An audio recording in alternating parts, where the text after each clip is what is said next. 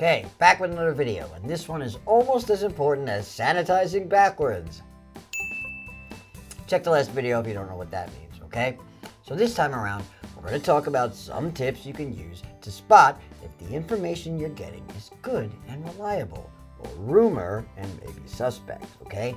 Now, these tips are good for any time, right? But right now, more than ever, people are being asked to make snap decisions, right? On whether information is good or bad before spreading it. And let's face it, people aren't doing that before retweeting, retexting, forwarding emails, etc., etc., etc., okay? There's more rumors flying around now than at a TMZ bridal shower, okay? So, I think it's important to put all these tips into one place. Now, I know some of you are saying, man, I know all this stuff already, especially the young ones out there, but I promise, if you stick around, you probably haven't heard one or two of these. And even if not, let's be honest, who doesn't want to stare at this face for 10 minutes? Dreamy. Right? Pretty good. So, I was trying to think of an example to start off of what's going to happen. I realized a good way to illustrate what's going on is like what's going on with some of the older Disney movies right now, like The Little Mermaid. Oh, Little Mermaid, right? Who doesn't love The Little Mermaid, right? Look at this stuff. Isn't it neat? Wouldn't you think my collection's complete? Right? We all had our digital hoppers. It was great. We were combing our hair with forks, right? Or maybe that was just me. Whatever. The point is, right? We loved it. Now, though, some people with a little time to digest and consider have formed an opinion that maybe a movie about a girl who leaves her entire family and way of life to follow a guy and also contains the line, "It's she who holds her tongue who gets the man," right? Said by a villain or not, could be, let's call it problematic. Now look, I am not taking sides in this argument. No. Really, I know people get very upset about this and they'll be arguing it on the internet until the sun burns out, right? But I'm using it to illustrate the point that your opinion can change with distance and more info, okay? And that's what will happen here, right? 6 months, a year, 2 years after we beat this, which we will, right? You're going to look back and say things like, oh, this, yeah, that wasn't true. That woman got her shoes back. Or like, no, this, yeah, that's kind of true. Yeah, you can eat those in a pinch, right? Or even like, da, the nest is Vietnam. Da, he's fake. Russian troll farm. Right? It's easier when you have all the facts and time in the world, right? But now, man, rumors are flying so fast. People aren't taking the time to stop, think, and examine the source. And they retweet, repost, forward emails and texts, and spread info that is dubious at best without even clicking on the link. Don't believe me? Well, I think Subway Man would disagree, right? Those of you outside the New York metro area might not know who I'm talking about, so I'll explain. No reason you should be spared, right?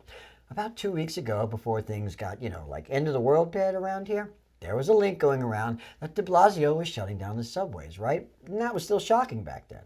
And people spread that message around faster than a grumpy cat meme, okay? Like wildfire.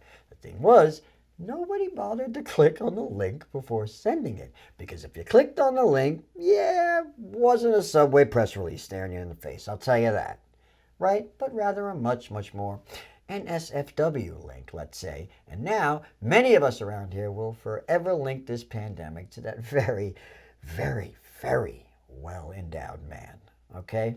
My point in all of this is that's why it's important now more than ever to take these tips into consideration whenever you get any information from anywhere, okay? We have to do our best to transmit only good info that will help people and not rumors or hearsay or what your brother's roommate's old friend from space camp got told by his ex-wife who's a pediatrician in Honduras. Right, by the way, all this stuff is going to be available in the description of the video so you can download and disseminate in PDF format, okay? I mean, I'm no acrobat. You suck! But I'm not a sadist either, okay? I'm not going to make you rewatch the video every time you need the tips, okay? So just grab the PDF, okay? Let's get into it. First thing, big one, verified users, okay? What does that mean? Most social media platforms have a way for people to verify they are who they say they are, okay? For Facebook, the page will say verified owner, and on Twitter, which, let's face it, it's where a lot of the rumors are coming from, right? It'll have a blue check mark. You can see it there. or there, whatever side I'm on, right? Instagram's a little bit different, but Insta is really the least of the problem right now, okay? The point is, the first thing you should do always is check to see if the information is coming from a verified user. If someone wants to put out real info that's going to genuinely help people, it's a good bet they're going to want to be a verified user, okay? It gives the account more gravitas, more authenticity when you are who you say you are, right? And government agencies, celebrities, all have verified accounts. Now, I know there's a bit of a brouhaha right now. Twitter, they suspended verifications, but then they really didn't, and blah, blah, blah, blah, blah, right? But that's moot. The point is, it's just one of the things you can look for, and you should. Okay, next, another big one, the age of the account. Okay, this is crucial. Every social media platform has a way for you to look up things like member since, or account created, or online since, right? Whatever they call it, right? You can see when the account was created, and that's important because if an account was created after a big event started, like the coronavirus, right? That's a red flag. So let me say it again explicitly. If an account was created recently after whatever event they are posting info about, it should be immediately suspect, okay? Does that mean that someone who just joined to post valid info isn't real? No, of course not, okay? Like me, I only recently joined Snapchat, reluctantly, after my sister secretly took a video of me singing "Grandma Got Run Over by a Reindeer" and then posted it. No, I am not making this up. It really happened. Thank you for that, sis. My point is, like with all of these tips, it's not a 100% rule, but you have to take it under consideration. And when an account was created is one of the bigger factors you need to consider, okay? Next, the name of the account, right? And I mean the real name, right? Not the username or the changeable name. I know it's a little confusing, but we'll show you, okay? Now, it's not as big of a red flag as the first two, but it's something that needs to be looked at, okay? What do I mean? Well, on Twitter and on Instagram and Facebook, etc., you have the name of the account, right? And then the name you use every day. Like for me, my Twitter real account name is @DanielP. right? But I can change the name that displays above it to whatever I want. I can change it to, DPM sings "Grandma Got Run Over by a Reindeer," right? And it'll show that name. The real name of the account is still @DanielP.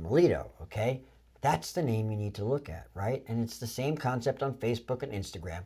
It's just that things are in different places, right? So, you look at the real name, right? And if the name has like a bunch of numbers or symbols in it, that's a red flag, right? Now, I'm not talking about someone who has a real account name of like @Jennifer77. No, that's not what I mean, okay? I mean many retweet bots and troll farms and fake accounts have real names like @Frank_Jones 3344577789, right? Something like that, right? Just a slew of numbers in the name, right? Now think about this. If you're a real person, which I'm assuming you are, making a real account for yourself, would you want to have an account name that has 17 numbers in it? No, of course you wouldn't. I mean, let's be honest. Most people get upset when they can't get an account name without numbers. Like, what? @DanielP is taken? How is this possible? This travesty. Some rubber chicken salesman in Sicily took my name. Now I gotta be @DanielP1? Ugh, more like number 2. Right? You know I'm right. Most people don't want that. So anyone who voluntarily picks an account name with 17 numbers after it is either like a real numbers guy, whatever that is, or they made the account fast for a bot and they know you're probably not going to check. Well, now's your chance to prove them wrong. Check the account name, see if there's a red flag. Okay, next. And this is one that helps me a lot with fake and phishing emails, stuff like that. Spelling and grammatical errors. Now look. I know not everyone is a paragon of spelling like me or a grammatician? Whatever. Things get typed fast, especially now, and people make typos. I get it. And that's fine, but that's not what we're talking about here. The best way I can illustrate this is to give you an example. I would get phishing emails trying to get my iTunes password, right? And it would say things like, and it hurts me to say this out loud, "Your iTunes account owes money. Please log in to prevent being suspension." Yeah, just a word tense crime against nature, right? Apple's not going to send out an email to millions of people saying you owes money, okay? Love them or hate them, you know they're going to proofread, right? And we're not talking about an apostrophe in the wrong place, although that would make me raise an eyebrow. The same goes for a tweet, a link to a scientific report, a Facebook post, anything like that. It's not going to happen, okay? Now, look, admittedly, it takes a bit of practice to be able to tell the difference between a run-of-the-mill typo and a legit phishing or fake post. But now that you know, you can start looking, okay? And before you know it, you'll be an expert, right? We all will, okay?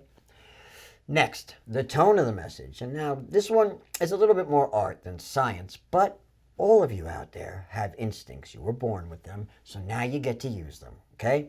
If you receive information, right, be via text, email, or social media, or whatever, right, and it has to do with the virus, and it seems like something important, then you need to consider the tone, okay?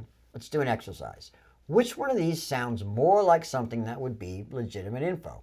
A post that says, "Oh my God, oh my God, oh my God, I just heard they are totes killing off anyone who is over 80 years old. It's confirmed, definitely. I'm so scared for my gramps, and you should be too. We need to hurry before they're all murdered." Right? Or a post that says, "I've read that in some places, patients who are over the age of 80 or so might not be getting priority care in their treatment due to a lack of resources. So if this is true, it would be pretty bad. So let's hope that we can beat this thing before it's an issue." You see what I mean? Similar info, but you know which one is more likely to be a legitimate post. You just know, okay? Your instincts kicked in the minute I started talking, right? You knew. That's what considering the tone means, and it's vital now more than ever to prevent the spread of panic and rumors, which helps no one and hurts us all. Okay? Now, we've talked about the account itself and the tone and the actual words, but this one deals with the content itself, right? And that is the information sourced? What does that mean? Well, most legitimate posts will have a source, a link, a reference, right? If the claim they are making is above board, right, it's most likely ultimately coming from a reputable account or institution. Ergo, there should be a link somewhere, right? And if there isn't one listed directly on the claim, text, email, whatever, you should be able to Google some sort of reference, okay? If someone says this country is now under martial law, there's a good chance someone already posted an article about it, right? And you should be able to find one, okay? Should be easy to find. Anyone who wants to disseminate real info will want it to be sourced, period. It adds credence, okay? That's it. It's a simple one. Look for sourcing. Okay, next. Again, to do with the actual content. This is a good one. Do the math, right? And I'm not talking about metaphorically, right? Right now, the coronavirus has made us all student-athlete level professionals at reading graphs, pie charts, Venn diagrams, and spreadsheets, okay? But, and I can't stress this enough, I have lost count in how many links and rumors and posts I have deemed to be false simply by checking the math. Oh my God, so many mathematical errors. Pythagoras himself came back to life just to die again of disgust. Just error after error in these posts about mortality rates and infection rates and all the things people are claiming, okay? I mean, even simple errors like people claiming 10% of 10 million is 1,000. Yeah, big stuff like that, yet the links keep getting shared. Check the math, people. It doesn't take long, and I guarantee you will catch errors. And even if the underlying data is correct, you can't responsibly retweet numbers that are wrong, okay? Okay, last one. And I know this has been a long video, and the middle wasn't as funny as usual, but it's important stuff, and I'm not a miracle worker. Or am I? No, I'm not. But these tips are worth being serious about, especially now, okay? Last one. Now, just like the saying goes, if it seems too good to be true, it probably is. For right now, it also works the other way. If something seems too shocking to be true, it probably is, okay?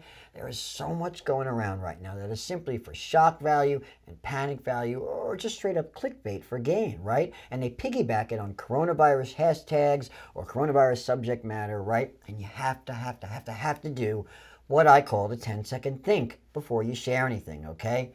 The 10-second think is exactly what it sounds like, okay? When you get any info at all, which you will, because right now information is being thrown around like Tums at a chili cook-off, okay? Stop and think for just 10 measly seconds before you share that info, in person or online. Give your God-given instincts a few seconds to kick in before you rush to share that info. And I know. You want to be the one, you want to be that person that has that info that no one else has yet, right? You want to be the one to share it first. I know, it's a rush. We can admit that we're human. We're all susceptible to it, right? But right now, we really got to try to suppress that urge and consider these tips before sending out any info that could be detrimental, okay? Now, these tips, are any of them foolproof taken alone? No, of course not, right? But if you get some bit of hot new gossip or hot new info, right, and you're going through these tips and you tick one red flag, oh, another red flag, oh, that's a third red flag. You see where I'm going with this, right? Maybe don't spread that info just yet. Maybe sit on it a while, right? See if it gets verified. Because look, we are going to make it through this. We are, okay? And when we do you want to look back and be the person who spread rumors and panic and false info? Or do you want to be the person who spread hope and calm and valuable real info that people use to keep themselves safe and healthy? Okay? Only you can decide that, right? But please, give everything the 10-second think when you get it and make good choices. Okay? All right, that's it for this one. Like I said, everything we talked about is available in PDF format for download and dissemination. So please spread the video, spread the PDF, okay? Sorry for the scruffiness. We've kind of been working overtime here, right? And as usual, please share, follow, subscribe, and as always, more important now than ever, be kind, okay? Be kind. Rewind. Keep on keeping on. We'll have another video as soon as we can get it out. And remember, we will do this. We will prevail, okay? Talk soon.